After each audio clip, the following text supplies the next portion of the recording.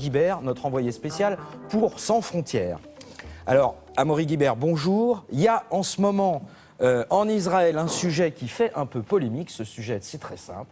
Eh bien, il s'agit de jeunes Israéliens qui ont décidé de venir s'installer à Berlin massivement. Oui, à Berlin, en Allemagne, là où justement une partie de leurs ancêtres ont été tués, déportés. Et donc, ça fait polémique en Israël, c'est cela ?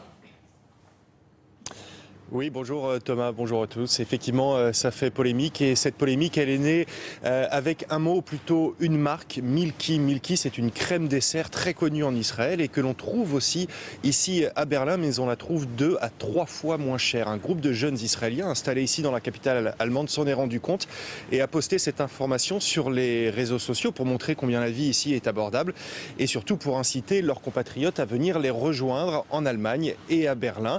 Une vie abordable, des gens plus ouverts. La ville de Berlin a pour eux tous les avantages, sauf qu'effectivement en Israël, cet appel de Berlin, une ville aussi chargée symboliquement pour les Juifs, eh bien, ça a été très mal vécu. Ces jeunes Israéliens ont été traités d'irresponsables qui oublient l'Holocauste pour le prix d'un yaourt. Les critiques ont vraiment été très nombreuses, mais cela n'a pas freiné le mouvement. On estime que tous les ans, à peu près 2000 Israéliens viennent s'installer en Allemagne, comme ces 2 amis qui ont ouvert un café dans la capitale allemande, ici à Berlin, et dont voici le portrait dans ce sujet que nous avons réalisé avec Brice Boussoir. Un petit morceau d'Israël au cœur de Berlin. Le kibbutz, c'est le nom de ce café-restaurant ouvert il y a quelques semaines par ces 2 amis. Ils ont laissé derrière eux leur ville d'Haïfa, la famille, les amis, pour repartir de zéro.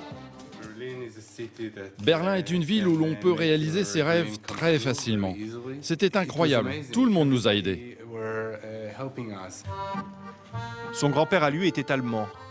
Avant la guerre, il a fui Francfort et le nazisme pour émigrer en Israël, où il a fondé une pâtisserie.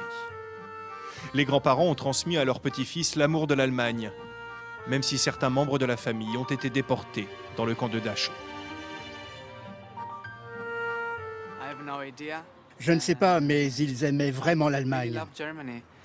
Ma grand-mère et tous ses amis ne parlaient qu'allemand. Par exemple, quand j'éternuais, elle me disait « Gesundheit » et je répondais « Danke ». Il n'a donc pas hésité longtemps à venir s'installer à Berlin, immédiatement séduit par un confort de vie qu'il ne connaissait pas en Israël. Ce qui rend Berlin si spécial et ce pourquoi on l'aime, c'est la culture, l'atmosphère, tout ce qu'il y a ici. Les gens sont chaleureux, cool, j'adore. Il ne lui a pas fallu longtemps pour trouver ses marques dans la vie de quartier, notamment à l'heure des courses, chez l'épicier arabe. Tu sais ce que c'est? Ça vient d'Irak. Il semble bien loin, le conflit au Proche-Orient. Ici, il n'y a pas de conflit. Tout va bien. L'appel de Berlin attire plus de 2000 jeunes Israéliens tous les ans et la communauté juive de la ville est celle qui grandit le plus vite dans le monde. Et donc, Amaury, ces jeunes ne sont pas perturbés plus que ça par la remontée de l'antisémitisme, notamment en Allemagne en ce moment, tel qu'on a pu l'apercevoir. Alors c'est vrai qu'il pourrait l'être parce qu'il y a en ce moment en Allemagne des inquiétudes assez fortes face à cette résurgence de l'antisémitisme. En 2014, la police et la justice allemande ont dénombré près de 1600 actes antisémites. C'est beaucoup et surtout ça augmente fortement, plus 25% depuis 2013. Mais ce qu'il faut dire, c'est que dans ce contexte difficile, Berlin, la ville de Berlin est relativement épargnée. Et l'un des 2 amis que l'on a vu dans le reportage confiait que lui ne se sentait jamais en danger dans les rues de la ville.